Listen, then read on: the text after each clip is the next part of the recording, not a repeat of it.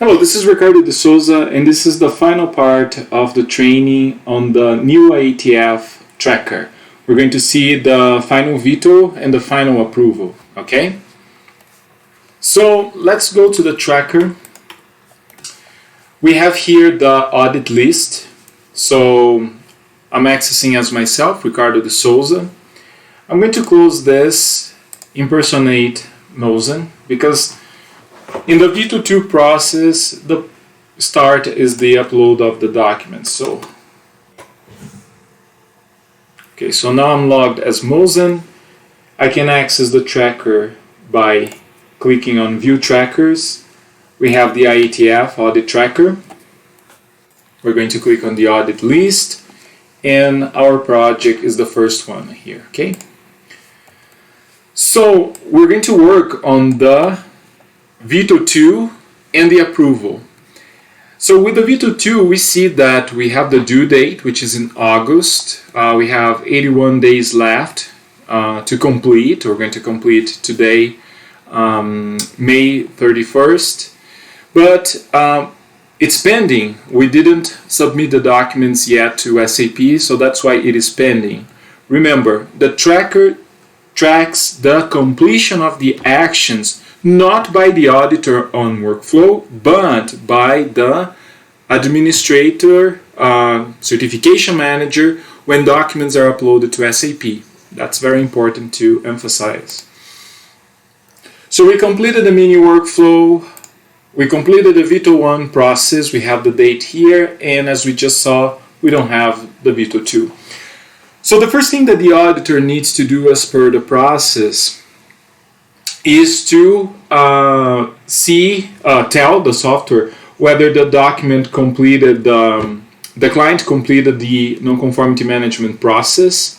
So between the Veto 1 and Veto 2 process, we give the customer the time to perform root cause analysis, determine corrective action, implement these actions, and provide the auditor with objective evidence. And the auditor is going to check that information and inform the tracker that the client sent the non-conformity documentation and that the documentation is reviewed. So if that didn't happen, of course, the auditor shouldn't be checking this. So we're going to start with this initial step. We're going to save. And we should see that initial step Veto 2 review changed by Mosen. Okay, so we have a log of that. Here for Veto 2 documentation, we have the same process. Again, I have here the Veto 2 zip file. We can upload things separately. We can upload a zip file as long as we keep the form number so workflow can recognize. Again, sometimes, not sometimes, in this particular case with the test database, some documents might not be recognized by the software because the configuration was not completed. We can see missing files by clicking on the missing files red button. So in this particular case, the non-conformity report and corrective action management form is missing. So the auditor needs to upload this particular form. We can upload forms individually. Let's try here something that was not in the script. Let's drag something that is related to the Veto 1. Yeah, because this document is not configured as a Veto 2 process document, the software is going to determine this form as unknown. Okay, again, this configuration is going to be validated. This Excel file we're going to validate, make sure that it is current, it is up to date. And when auditors start uploading things to SAP, the forms and the process, they're going to be consistent, okay? So we uploaded the documents as the auditor, now we're going to save. Okay, so Veto 2 was submitted, okay? Now, the auditor here do not have any other actions because what has to happen now is the certification manager, okay, in this particular case myself, upon a notification is going to access again the tracker. So now I'm logged as myself. I'm going to click on the audit list. I'm going straight to the Veto 2 process. Okay, so in the list you can see that the Veto 2 is still pending. Okay, so the auditor upload does an update, and it's not supposed to update the tracker. What updates the tracker is the manual input of the date when the things were completed on SAP. So Veto 2 process, I have the documents. Again, I can download the documents, go back to SAP, enter the ZA, the TP, and start uploading the documents. One important thing is that you should take into consideration that the upload to SAP, you're going to probably have the similar categories to the name of the document. So if you're going to upload something here, you're probably going to see like a release protocol, questionnaire. So you can even use this particular list here as a reference to tell SAP what you're uploading. So that's something that is very helpful when uploading documents to SAP. Okay, so the auditor uploads a document. I just uploaded stuff to SAP. So after the Veto 2 process is when we start receiving communication from Germany. The person that uploaded documents to SAP will start receiving notifications in case of rejections. So if you uploaded these documents to SAP, you're going to receive notifications in case of rejections. And in case of rejections, you can use this particular window. So you can put here that you uploaded everything today, and today things were rejected. I'm going to continue using the same date just for sake of consistency. So missing audit report, or missing information in the audit report. Okay, then you're going to save, close. So here you see the rejections, and then the audit status being updated, rejected by Veto 2. Okay, but let's not forget the date that we upload stuff to SAP needs again to be entered. Okay, so save. Because this information here is what is going to update the tracker. So it changed from pending to submitted. Let's go back.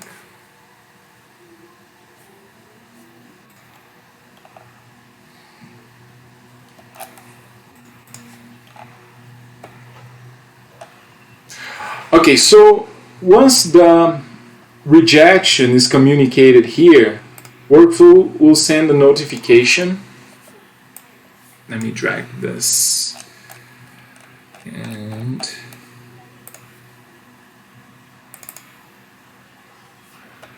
so the action that I just took generated this notification. This notification that the audit mentioned above has changed the status to rejected by Veto 2.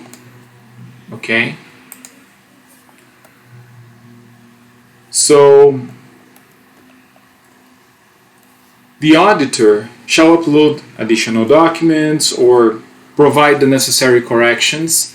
And these documents, they can be again uploaded separately to workflow. Save, it's the same process when documents are rejected by the veto, by the technical review. The auditor needs to rectify, upload them again. The certification manager is going to be notified and then upload those documents to SAP. And then, in case of approval, then this status here can be changed by clicking So if you receive the documents that were fixed by the auditor, you had a rejection, the auditor fixed the documents, uploaded that again to workflow, you download those documents, uploaded the additional documents to SAP, you change the status to resubmitted, right? The original date of upload to SAP is not going to change because the tracker is for the initial submission for each one of these particular steps. Okay, if you want to provide information on documents resubmitted to SAP after correction on May 31, 2022. Say, you're going to have that information here in the notes section, okay? So now the status is resubmitted. And then we're going to wait until the technical reviewer in Germany approves or rejects another time the documentation that we just uploaded. So that's why in the audit list now you need to continue tracking the specific deadlines. Now the only deadline that is left, and that's on Germany, if you resubmitted the documentation, is the final approval. And again, the person that uploaded the documents to SAP is the one that is going to receive the notification. And normally the notification is sent in an email similar to this. Okay? This is an old one that from 2016 when I used to work with the medical division. It has the ZA number, the name of the customer, and it has the final conclusion. The audit documentation is approved by Veto. So when the documentation is approved, we're talking about this approval here, okay? So here you can change, resubmit it, complete it, you can save, okay? And now you need to change the status here because, again, workflow doesn't talk to SAP. So whatever happens in SAP, you receive a communication, you need to update the audit status. So now this particular activity is not for the auditor because it's the person from the office that is receiving the communication of approval, right? So that email, that PDF that I showed you, this one, you just drag. Okay, you have the SAP approval. You're going to save. Okay. So approval email submitted. Okay, Veto approval documentation saved. This is what I did. And I'm going to enter the date when I had the final approval. Now, we can try to enter here a date that is beyond the deadline. So let's put October 26th, and then we save. Let's see what happened. We're going to see that the approval was submitted late. And submitted late, I'm not talking about TÜV USA or North Mexico submitting documents to SAP, but actually I'm talking about the communication of completion and final approval of the Veto being late in this particular case. So as you can see, the software is going to maintain this particular status. Okay, so this is pretty much how the tracker works. So thank you very much for watching.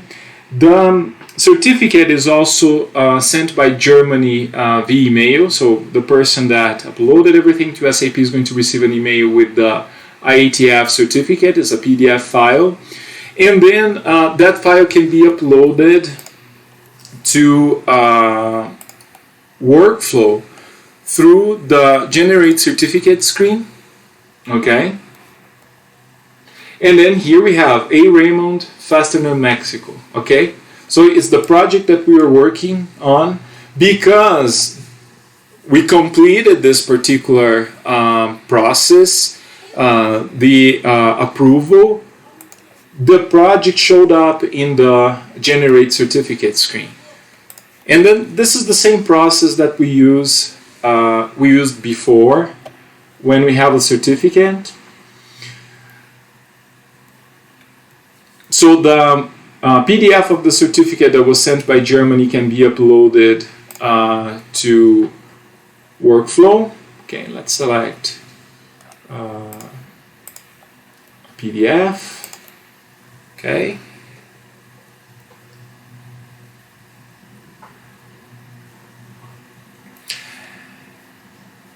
And then this is now waiting customer approval. Okay, we can impersonate the customer. Of course, this activity will be completed by the customer, but for the sake of the training, we're going to impersonate the customer.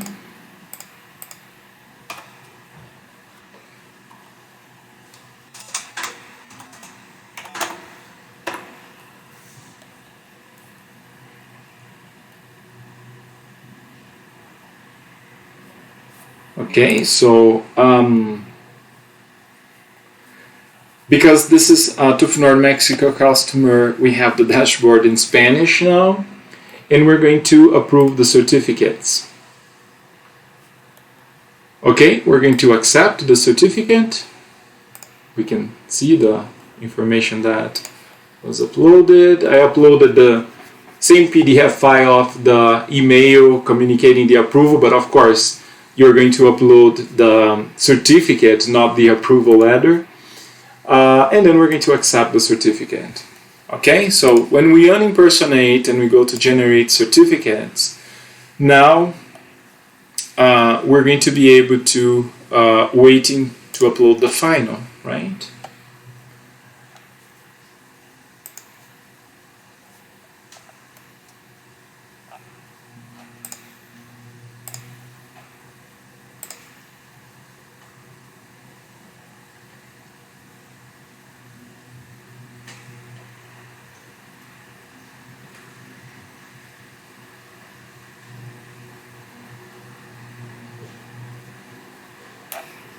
Okay, it went back to customer approval. There is a glitch here, but we can see that a final button should be shown, and then we can use the dates of the actual certificate that was sent by Germany, enter the dates,